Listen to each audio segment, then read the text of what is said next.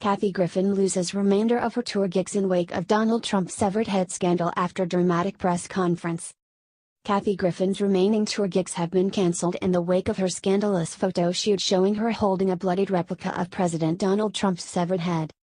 The last venue of 7 upcoming show dates, the Uptown Theater in Napa, California, just cancelled her show scheduled for June 17, it announced on its Facebook page.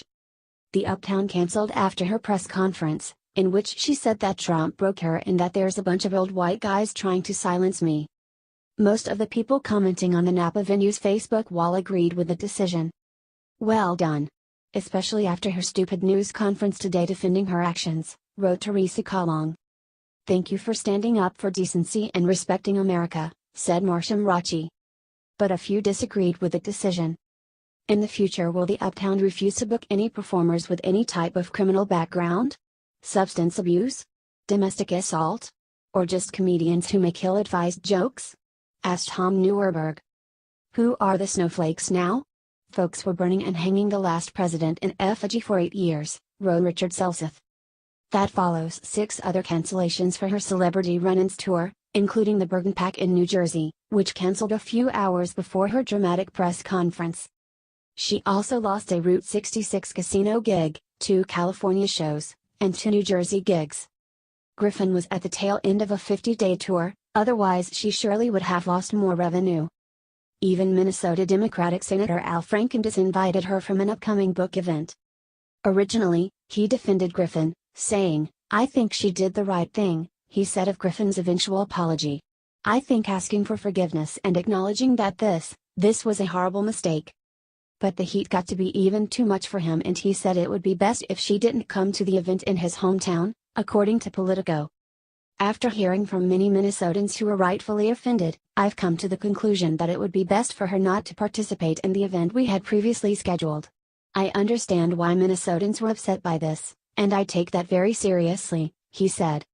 CNN also announced it had fired Griffin from her annual gig co-hosting its New Year's Eve program with network anchor Anderson Cooper.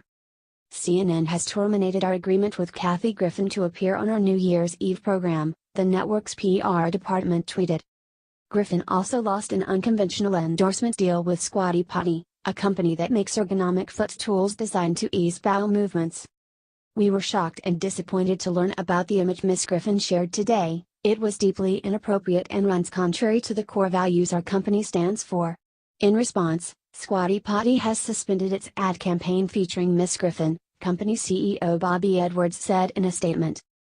We have acted swiftly and decisively to demonstrate our commitment to a culture of decency, civility, and tolerance, the Toilet Aid Company's statement continued. The president was reportedly furious over the D-list celebrity's gruesome stunt after he said his 11-year-old son Barron saw the picture on the news, and thought it was real. First Lady Melania Trump said that as a mother, a wife, and a human being, that photo is very disturbing. When you consider some of the atrocities happening in the world today, a photo opportunity like this is simply wrong and makes you wonder about the mental health of the person who did it. The president lashed out at Kathy Griffin on Wednesday morning, saying she should be ashamed of herself for posting video of the photo shoot on social media. My children, especially my 11-year-old son, Barron, are having a hard time with this. Sick. Trump tweeted. She still seems to have one person in her corner, at least for now. Meanwhile, fellow comedian Jim Carrey jumped to her defense, saying it was the job of a comedian to cross the line at all times because that line is not real.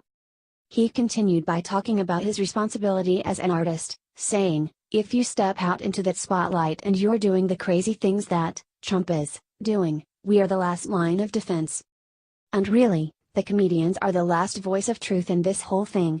It's impossible to get away from it."